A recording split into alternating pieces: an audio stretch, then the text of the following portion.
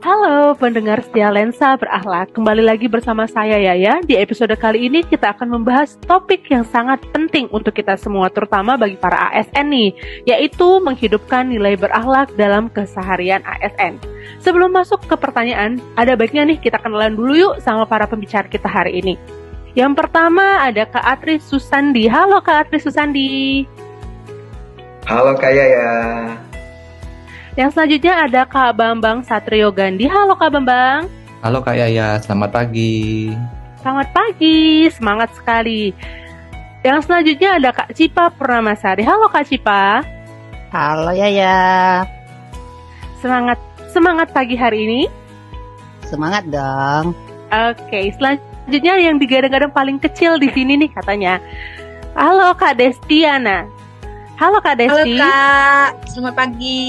Selamat pagi. Tanpa berlama-lama nih ya para pendengar, kita langsung aja masuk ke inti dari podcast, yaitu pertanyaan. Yang pertama, apa yang dimaksud dengan nilai berakhlak pada ASN? Untuk pertanyaan pertama, siapa yang mau jawab? Izin saya menjawab Kak Yaya. Silahkan.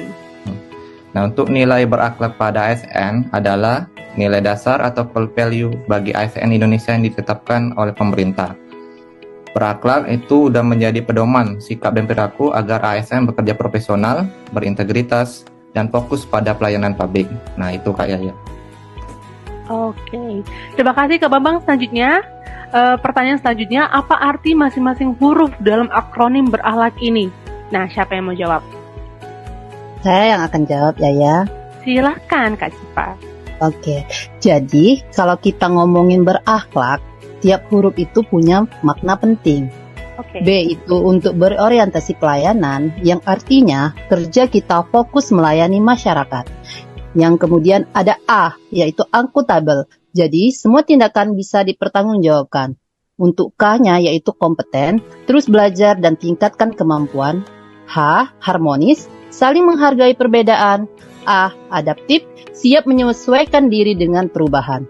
Dan terakhir K, kolaboratif, artinya kerja bareng untuk hasil terbaik. Itu saja Yaya, jawaban saya. Oke. Sangat rinci sekali ya Kak Cipa. Terima kasih Kak Cipa. Selanjutnya, pertanyaan selanjutnya itu mengapa sih nilai berakhlak ini penting untuk ASN? Siapa yang mau jawab? Izin Kak Yaya, biar saya ingin menjawab. Oke, siap. Silakan. Mengapa nilai berakhlak penting untuk ASN? Dikarenakan ASN adalah garda terdepan pelayanan publik. Dengan nilai berakhlak, citra ASN semakin positif. Pelayanan masyarakat lebih cepat dan adil, program pemerintah lebih efektif, dan lingkungan kerja menjadi lebih sehat. Seperti itu Kak Yaya. Oke. Selanjutnya, bisa jelaskan nggak nih secara singkat aja contoh nyata dari penerapan masing-masing nilai tersebut? Kayaknya Kak Destiana belum menjawab. Silakan Kak Desti. Baik Kak, saya akan mencoba menjawab contoh nyata penerapan masing-masing nilai tersebut, yaitu berorientasi pelayanan, seperti mengutamakan kepuasan masyarakat, kemudian akuntabel, berarti setiap tindakan bisa dipertanggungjawabkan, kompeten, terus belajar dan meningkatkan kemampuan, harmonis, menghargai perbedaan di tempat kerja, kemudian ada adaptif, luwes menghadapi perubahan, dan yang terakhir ada kolaboratif, yaitu bekerja sama lintas bidang dan instansi. Itu Kak. Oke, terima kasih. Selanjutnya, harap sabar ya pembicara. Ini pertanyaannya ada 10.000. Sabar. Nah, selanjutnya, dengan menerapkan nilai berakhlak, apa manfaat bagi ASN sendiri? Izin menjawab Kak Yaya. Oke, silakan. Untuk menerapkan nilai berakhlak, manfaatnya ASN nanti akan menjadi lebih profesional, integritas meningkat, kemampuan akan bertambah, dan akan lebih dihargai oleh masyarakat. Oke. Pertanyaan selanjutnya ke 60.000, ini sudah. Ada apa sih dampaknya bagi masyarakat dan instansi pemerintah? Izin Yaya, saya menjawab. Silakan Kak Cipa. Jadi dampaknya bagi masyarakat dan instansi pemerintah untuk nilai berakhlak ini benar-benar dijalankan, dampaknya itu akan langsung terasa. Masyarakat dapat pelayanan yang cepat, transparan, dan adil, nggak ribet lagi ngurus ini itu. Sementara di sisi instansi pemerintah pemerintah kerja jadi lebih produktif, tim lebih kompak, dan program bisa jalan lebih efektif. Contohnya nih di Bengkulu Selatan, urusan izin usaha pariwisata jadi lebih jelas dan gampang. Jadi pelaku usaha bisa cepat jalanin bisnisnya tanpa banyak hambatan. Itu saja, ya. Jadi sangat bermanfaat banget ya berakhlak ini Iya. ya. Oke, terima kasih. Selanjutnya, bagaimana penerapan nilai berorientasi pelayanan dalam pekerjaan sehari-hari ASN? Silakan.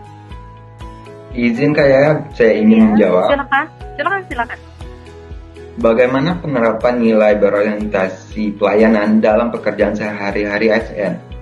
Nah, misalnya nih ASN di Dinas Pelayanan Perizinan mengubah alur layanan agar lebih cepat, menyediakan informasi yang mudah diakses, dan bersikap ramah kepada pemohon izin. Seperti itu Oke, siap. Selanjutnya, contoh akuntabilitas ASN itu sendiri seperti apa? Baik Kak, saya akan memberikan contoh seorang ASN yang berada di bagian pengadaan barang dan jasa. Seperti membuat laporan pertanggungjawaban yang jelas serta menghindari konflik kepentingan dan terbuka terhadap audit. Seperti itu Kak. Oke. Yang selanjutnya, pertanyaan ke 9.000. Bagaimana cara ASN meningkatkan kompetensi agar agar tetap relevan? Saya ulangi, bagaimana cara ASN meningkatkan kompetensi agar tetap relevan? Nah, izin menjawab Kak Yaya. Iya, silakan Kak Bambang. Untuk meningkatkan kompetensi untuk para ASN, apalagi sekarang di zaman yang sudah banyak teknologi, nah kita salah satu cara ASN itu dengan mengikuti pelatihan. Contohnya seperti pelatihan digital marketing, pelatihan sains, pelatihan website atau segala macam untuk mempromosikan destinasi wisata daerah, bisa untuk membaca literatur baru dan belajar teknologi terkini. Nah gitu Kak Yaya. Oke, I see. Yang selanjutnya, apa yang dimaksud dengan harmonis di lingkungan kerja ASN? Izinnya ya. Oke, silakan Kak Cipa. Jadi, kalau bicara soal harmonis di lingkungan kerja ASN, intinya adalah bagaimana kita bisa hidup rukun meski berbeda-beda. Jadi, bukan cuma soal saling sapa atau ramah, tapi juga menghormati perbedaan agama, suku, dan cara berpikir teman kerja. Kalau ada masalah, diselesaikan dengan dialog yang tenang, bukan saling menyalahkan apalagi ribut. Dengan suasana kerja yang harmonis, pekerjaan jadi lebih lancar, dan tim juga terasa solid. Seperti itu ya. Jadi kalau kita sudah ada nilai harmonis di dalam lingkungan kerja, ini udah pasti saling merangkul gitu ya Kak? Iya. Selanjutnya, apa contoh sikap adaptif ASN terhadap perubahan? Izin menjawab Kak Yaya. Silakan. Ya, contoh sikap adaptif ASN terhadap perubahan. Kita contohkan saja pada saat pandemi kemarin ya Kak Yaya. ASN beralih ke pelayanan daring dan menguasai aplikasi teknologi baru agar perjalanan tetap berjalan. Yang mana ini tidak menghambat pekerjaan seorang ASN dikarenakan ada kondisi pandemi pada saat itu Kak Yaya. Jadi memang harus siap ya dengan tantangan-tantangan baru demi kemajuan. Iya. Oke. Selanjutnya Iya, bisa beri. Oke, terima kasih Kak Atris. Selanjutnya bisa nggak beri contoh kolaborasi yang baik antara ASN dan pihak lain? Bisa Kak, izin Kak saya mau jawab. Ya, silakan.